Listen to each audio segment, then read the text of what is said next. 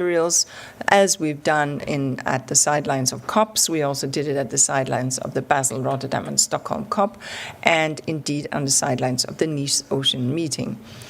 And I think the chair, I really appreciate and admire that you constantly created spaces for those negotiations and informal exchanges. The agenda is very clear. This is the longest INC yet, with 10 days, but the opening plenary, and congrats, because you just got it through and we didn't get stuck on procedure. This is very important. Delegations are now hard at work. Work can begin straight away, and the contact groups will be starting right after lunch. And so the draft text is really now in the ownership of the contact groups, and they will do the hard work. It is clear that there's still some areas where we will need to see convergence. That's the job of the contact groups.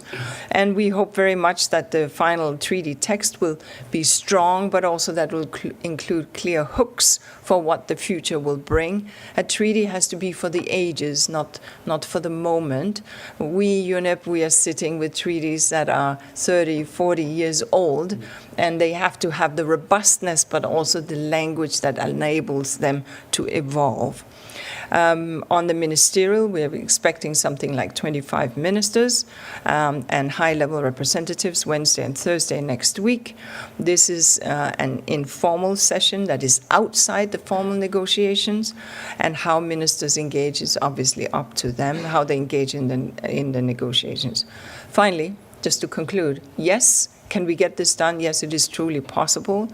We can find it. Now is the time. We all know where the positions are. And I really want to say that delegations have come here with the intent of making it happen. And so thank you very much for that. And now I look forward to your questions after the other speakers. Thank you. Thank you, Ms. Anderson. Our next speaker is Ambassador Luis Vallas Valdivieso. Over to you, Chair. Thank you very much, and good afternoon to you all. It is so nice to see you here, dear members from the media. First of all, I would like to express my gratitude to the government of Switzerland for welcoming us here in this scenic Geneva, beautiful city. I'm pleased to speak with you today at the opening of this resumed session of the Intergovernmental Negotiating Committee on Plastic Pollution. Allow me to begin by sincerely thanking you all, that we know that there are more than 300 members of media from over 200 outlets who are here in INC 5.2. So thank you very much for that big presence of you here in INC 5.2. Your ongoing presence and coverage truly make a difference. You are not just documenting the historic process, but you are also bridging between these negotiation rooms and a world that closely follows our work, filled with high hopes and great expectations. As negotiations have advanced, the awareness of this process has grown significantly. That should not surprise us. The goal we are working toward, the creation of a legally binding international instrument on plastic pollution, is one of the most urgent environmental priorities of our time.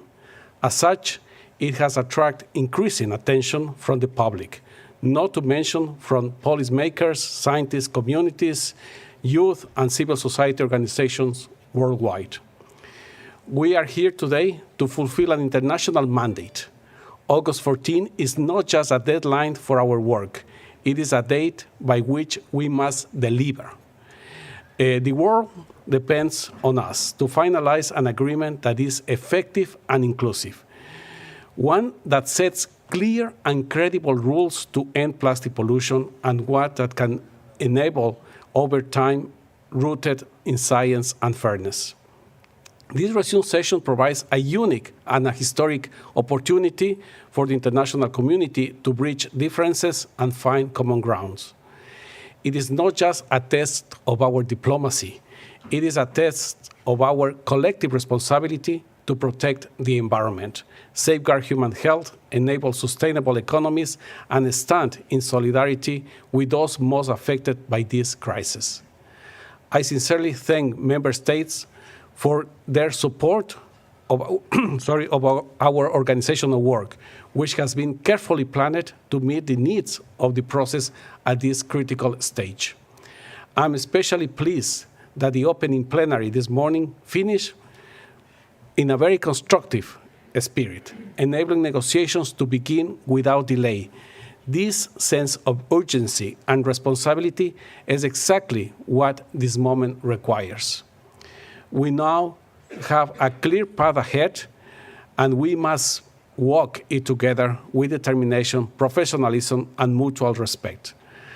I firmly believe that with the continued support and cooperation from all delegations, the committee can complete its work by the end of the resumed session here in Geneva. And let us be clear, the success of these sessions will be a success not just of governments, but of the entire global community. As you know, we are not beginning from zero. We are building on 5 sessions of hard work, engagement, and convergence. The chair's text and the structured approach to the negotiations provide us with the essential tools to move steadily forward, generating the broadest possible alignment. Now, it is up to all of us, especially the member states whose delegations are involved in these negotiations, to turn these tools into concrete results. Distinguished members of the press, thank you again for joining us in this journey. Your role is essential. You promote transparency and share knowledge about the process, helping to keep the world informed and engaged. As we approach this opportunity, I trust that governments are currently recognizing not only the urgency, but also the unique opportunity that negotiating an international legally binding instrument in Geneva represents, an effective agreement that shapes history through collective actions and measurable results. Thank you very much. Thank you, Excellency. And next, from our gracious host country, Ms. Katrin Schneeberger, Director of the Swiss Federal Office for the Environment. Over to you. Dear media representatives, it is a great pleasure for Switzerland to host these pivotal negotiations aimed at finalizing a treaty to end plastic pollution. Today, we stand at a critical crossroads.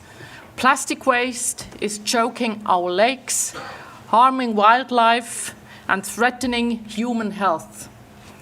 This is more than just an environmental issue. It is a global challenge that demands urgent and collective action. Reaching a global agreement to end plastic pollution is essential. Over the coming days, we have an opportunity to make a real difference by negotiating an effective plastics treaty and identifying comprehensive solutions and measures that address the full life cycle of plastic. We are aware that much work lies ahead.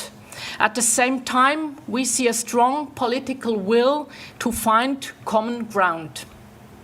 Let me also clarify an important point. Contrary to some media reports, this is no call for a production cap. Clarifying this in informal meetings was an important message to producing countries. Reaching a shared understanding that measures are needed on both the production and consumption sides can help unlock the negotiations. Another helpful element will be better explain the economic opportunities of an effective treaty. Well-designed measures can enhance the circular economy, foster innovation and research, and stimulate investments, especially from the private sector, in alternative products and sustainable systems. As a representative of Switzerland, it is an honor to welcome this final round of negotiations in Geneva. We believe that the successful INC 5.2 will be critical in mitigating the environmental, social, and economic threats posed by plastic pollution. It will also send a strong signal in support of multilateralism. In this context, Geneva's expertise and existing institutional infrastructure are highly relevant. Geneva is a global hub for environmental governance, particularly in the field of pollution. It is a city that embodies dialogue, cooperation, and a deep commitment to multilateralism. The Palais des Nations, where we meet today, stands as a symbol of that commitment, a place where governments and stakeholders come together to find common solutions. The goal is clear: to end plastic pollution. This is not merely an ambitious aspiration, it is a necessity. The time is to act now. We will acknowledge that there is far too much plastic pollution in the world. Let's not waste the opportunity to make meaningful and effective progress. Thank you very much for your attention. Thank you very much, Director. And just before Q&A, we will now hear from the Executive Secretary of the INC Secretariat, Ms. Jyoti Philip. Thank you so much. And if you allow me, all courtesies observed, to give you more time for Q&A, I just want to give you some logistical updates and some background on how you can follow the meeting. So this is our largest session yet. We have 3,700 participants registered and able to participate in this session. We have more than 1,800 participants that have from member states that have already joined us here in person. We have 184 member states that have registered to attend, and over 619 observer organizations. The live daily schedule is available on the INC website, and this also includes when plenary sessions will take place. This is also available through a mobile app, which is called the Plastics Pollution Negotiations app, if you want to download that. This session will also include a legal drafting group who will work to refine the text legally before it's adopted on 14th, hopefully on 14th of August. We also have all our plenary sessions are live streamed and interpreted in all 6 UN languages. Documentation will be continuously updated, ensuring that everyone, stakeholders worldwide, can follow the developments in real time. And I think that's all I can add right now. Thank you. Thank you so much, Madam Executive Secretary. So we'll move to the Q&A session now. Please raise your hand and ask your question. Don't forget to state your name and outlet. We'll go here first. Laurent Siro, Swiss News Agency. Thanks for that press conference. Question for Inger Henderson and Katrin Schneeberger, because you both stressed on that full life cycle, which is the target. And you mentioned, Madame, that the gap since Busan has been reduced with the producing countries. There won't be any production cap. But how do you see that last mile that still has to be run towards these producing countries and the bunch of countries which were opposing the treaty in Busan? Thank you. Yeah, Ms. Anderson, you'd like to start? Thank you very much. I think where I'd like to start is at the UNEA resolution itself, because it was very, very clear. And the UNEA resolution speaks to life cycle approach as well as to promote sustainable production and consumption of plastics. And therein lies, and then it says, through, amongst other things, product design, environmentally sound waste management, including resource efficiency and circular economy approaches. I'm sure that you've read this and are well aware. The magic lies within these words. And it is for member states to look at those words and look at, therefore, what does national circumstances and capability look like? Because that's also in the treaty text. What is life cycle approach? Certainly the intent is very much from beginning to end of the life cycle and not part of it. And certainly sustainable production and consumption of plastics. Therein lies the issues, and I think it would be, and that's exactly what is going on. Is it contact group 1, I believe, at any rate, one of the contact groups that looking at that. There are still clear views on this from a number of member states, but there's also an understanding that if we take the issue of sustainable consumption and production of plastics into the definitionals, and therefore how we will measure, monitor, and implement this, that is where the magic key lies, and that is what is in negotiations right now. I think on the issue of life cycle approach, I think again there's a broader understanding what that means. It means that from the beginning to the end, but different approaches by different member states. As you may know, I live in Kenya.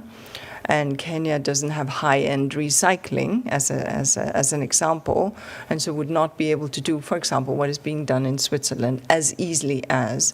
And so one would have to take that life cycle approach somewhat differently. Some will have to deal with reduction, others will have to deal with mechanical recycling, and others will deal with alternatives. Let's see how we can get to this through the negotiations. I think there's a lot of good faith in the working group right now, in the contact group, and I'm confident that they will reach there. Ms. Schneeberger? Well, thank you, Inger. I mean, you have mentioned it correctly.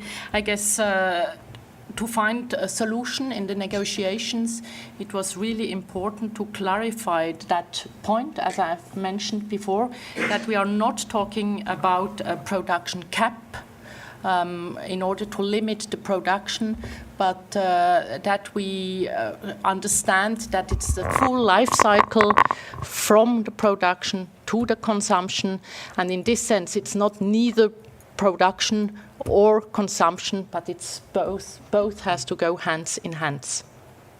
Thanks. Thank you very much. Steve Tolokan from Plastics News.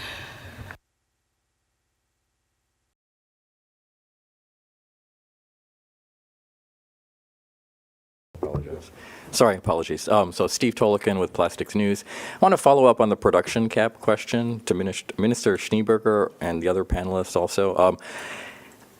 Are you saying that it became obvious at the heads of delegation meetings that if the treaty was going to have any chance of passing, you had to say there could not be a specific production cap in the treaty? Obviously, there were calls in the observer session for the cap, and there's a lot of groups that oppose the cap. Countries that oppose it, countries are in favor. So was it clear? I mean, can you expand on those discussions when it became clear that you couldn't have a cap in the treaty? I mean, you refer specifically to the heads of delegation meeting. I believe that Madam Schneeberger was not there, so it's not fair to ask her to respond to that. But just to say that there are a variety of views, and I wouldn't say that this issue has been resolved, and there are still some member states that look at production through a different lens. However, there has been a lot of very helpful conversations, and we'll see how they end up defining sustainable consumption and production and full life cycle. Thank you. Thank you very much. Over here, please. Thank you, Laura Monsieur for French Media Context. You talked a bit about what happened between Busan and Geneva. You talked about diplomacy, informal settings. Can you tell us a bit more exactly what happened then? Have you seen lines moving, positions shifting that would allow for a deal here? Why should it work here, although it didn't work in Busan? Thank you. Thank you very much. It's a very good question. And before I talk about our intersessional period between Busan and Geneva, I think also important to mention a bit of what happened before Busan.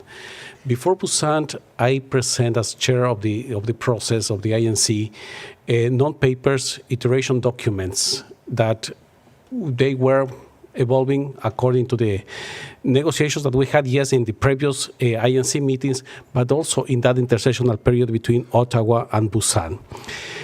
I present 3 non-papers during the intersessional period between Ottawa and Busan.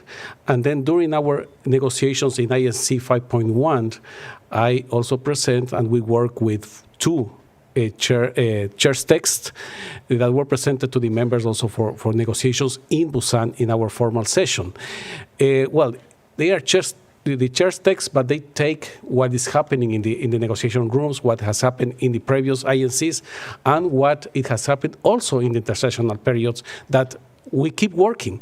And I thank very much member states because we do work and negotiate formally in the INCs, but a lot of things happen, and that's why I say it's very important, your question, because a lot of things happen in the intersessional period, informal period between each session. And between Busan and Geneva, right after Busan, I encourage members to own the text, to have the ownership of that text.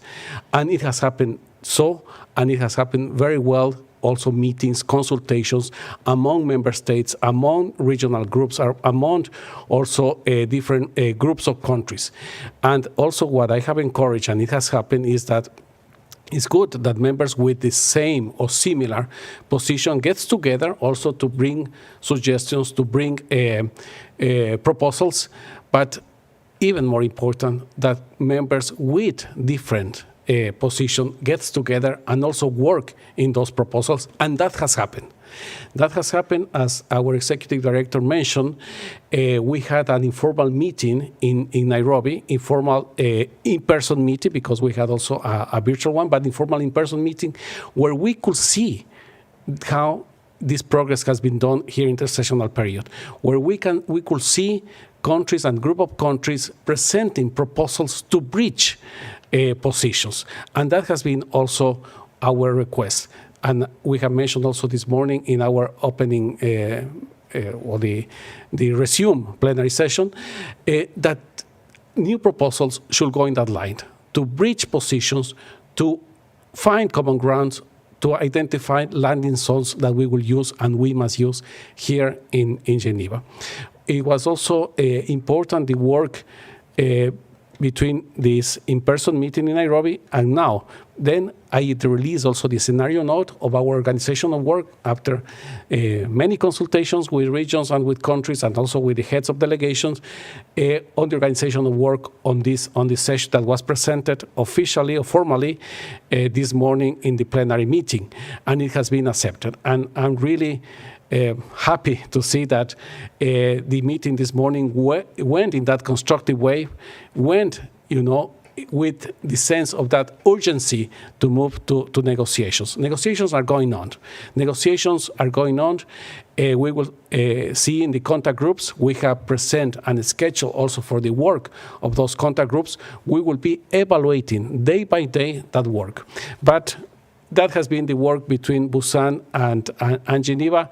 A lot of work, a lot of pressure too, that good pressure to bring those proposals. Now we have to deal here in Geneva formally with those proposals, formally also with that negotiation that I can see it's going in this constructive spirit that will help us to get a successful INC 5.2. Thank you.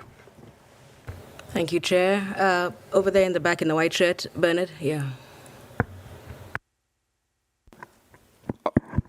Okay, my question is... Please identify yourself, Bernard, and your news outlet. Okay, thank you. My name is Bernard Ogembo for the Daily Nation. And my question is, as you know, that a lot is resting on the INC 5.2. And in the spirit of the chair, that nothing is agreed until everything is agreed. So how can we build on this momentum to ensure that ambitions translate into tangible outcomes and that key provisions are not diluted? Thank you. Chair, I think one for you. Yes, thank you very much for the question. And yes, I completely agree that we have a momentum that we need to keep. We have seen that momentum also in this intersessional period. We saw it in our in-person informal meeting of heads of delegation in Nairobi.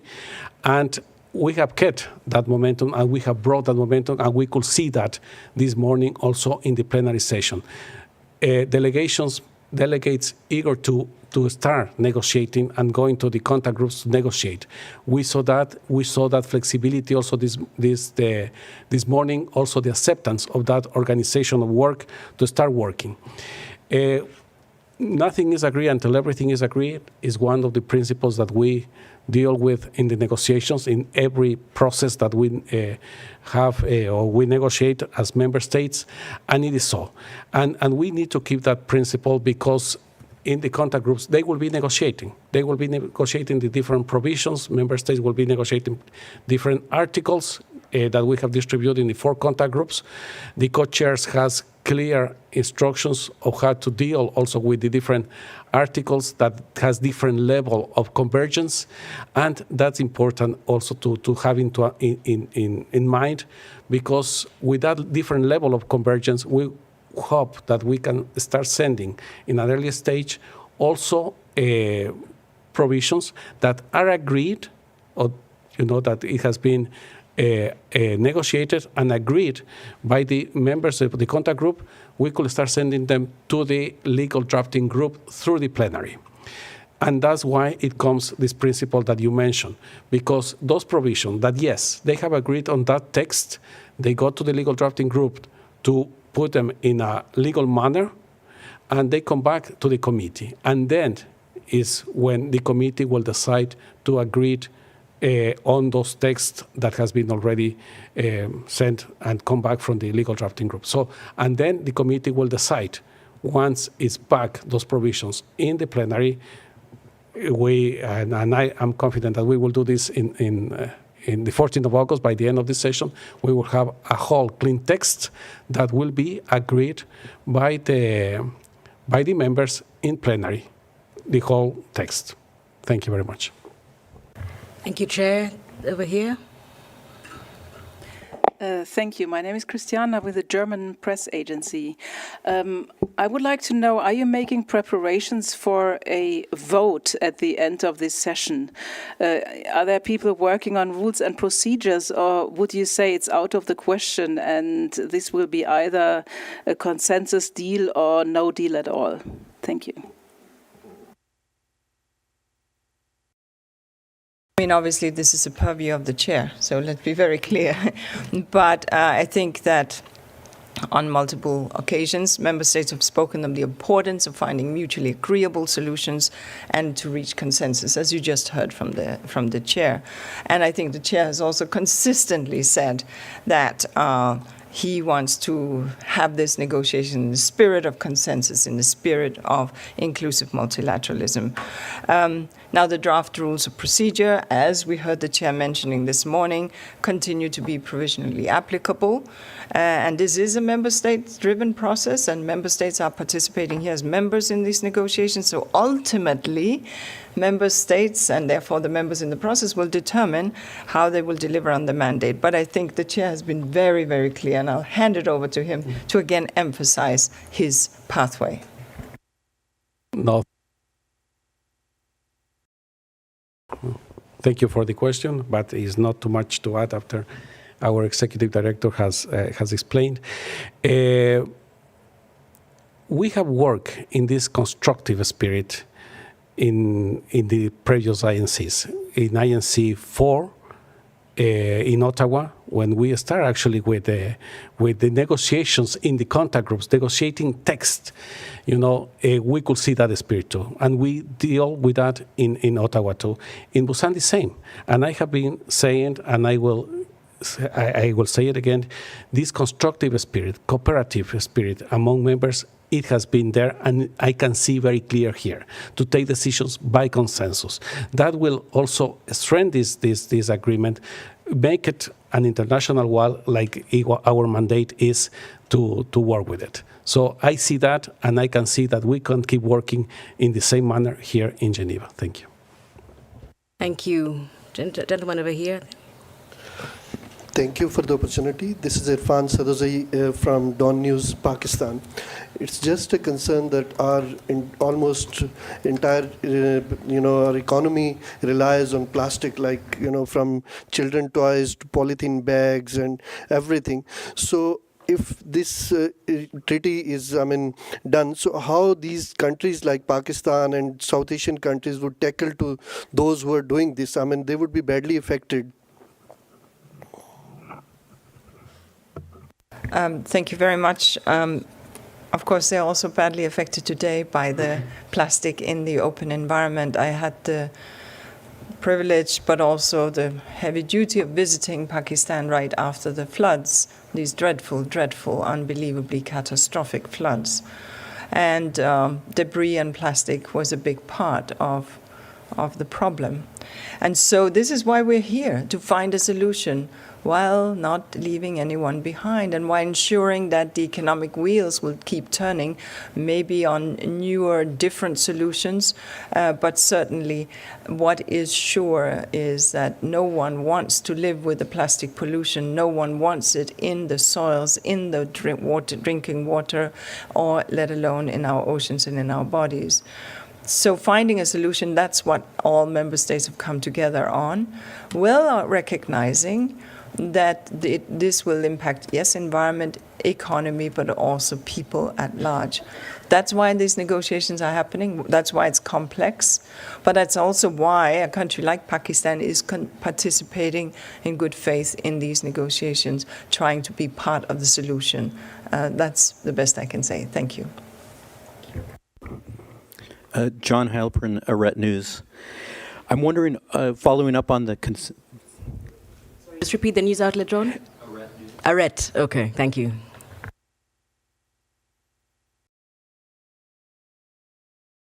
Sorry.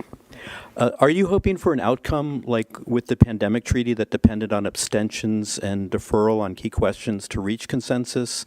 And before you get there, how are you working to bridge the gap between countries that call for a dedicated standalone financial mechanism to support treaty implementation and between those that prefer to use existing funds and without a dedicated financial fund to support implementation? Do you think the treaty goals can be achieved in the countries that need it most? Thank you.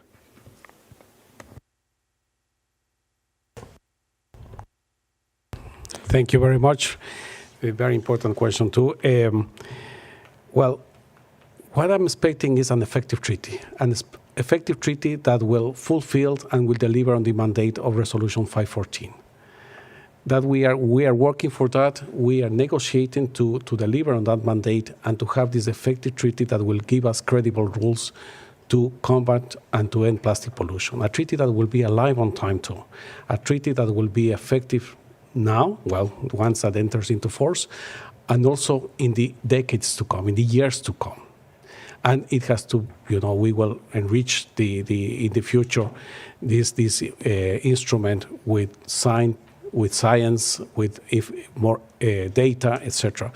So I envisage a treaty that way, that effective one with credible rules to end plastic pollution, and that includes a financial mechanism, because different provisions, with different positions. We are seeing how we are negotiating the different articles, but when we come also to a financial mechanism, is something that we must have it, of course, in the text, in the future instrument, and it should be and it must be a mechanism that start working as soon as possible. We need that. You have said it. For the implementation, because it has to be an effective text, yes, that will give us credible rules, yes, but it has to be also an effective implementation of that text, and that goes along with the financial mechanism. Very important question, and is an article that it might require a bit more time for discussions, negotiations, and agreement, but it's an article that must have this future text. Thank you. Thank you, Excellency. Somebody at the back. Thank you. Jérémy Lange for the French Public Radio.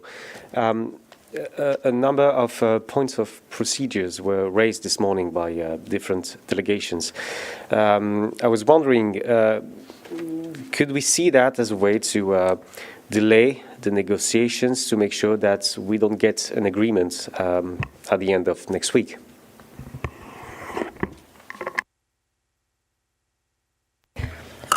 I thought that very few procedural issues was raised. It was essentially one, can we shuffle the cards on the contact group because it will be more convenient for smaller delegations?